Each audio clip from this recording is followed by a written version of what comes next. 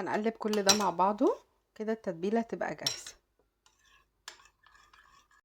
يلا بينا هنعمل تتبيلة البانيه المشوي على الجريل. دي احلى واسهل تتبيلة بحب اعملها. اول حاجة هنضيف كاتشب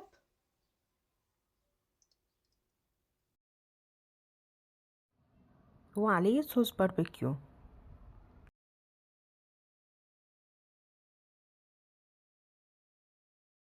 وضفت توابل ملح، فلفل اسود، حبة بابريكا مدخنة، وتوم باودر وبصل باودر. تمام. وبعدين هضيف برضو شوية من الصويا صوص، بس ياريت تكون صويا صوص فاتحة، ياريت ما نجيبش الغامق يعني. بس كده، وهنقلب بقى كل ده مع بعضه. ضفت لها خلاص البانيه على حسب الكمية اللي انا عايزاها. هنغطيها بقى ونشيلها في التلاجة شوية. طيب في طاسة او جريل اللي هنسوي فيها، حطيت بس مكعبات زبدة وممكن شوية زيت صغيرين. هسيح الزبدة وبعدين هرجع اضيف عليها البانيه. سيحنا الزبدة خلاص، هنضيف بقى البانيه. بصوا شارب خلاص من التتبيلة ازاي.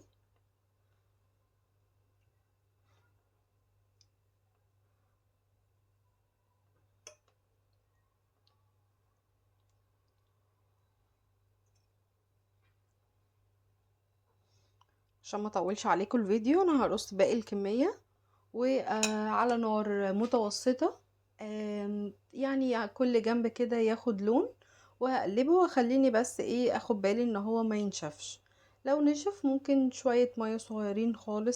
بس كده طلعناه بعد ما استوى على الجنبين. بس خلي بالكم النار ما تبقاش عالية خالص، يعني متوسطة، ويعني متوسطة هادية كمان.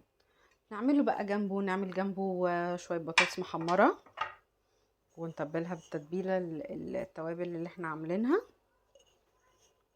دي توابل بطاطس عاملاها انا في البيت، جميلة قوي.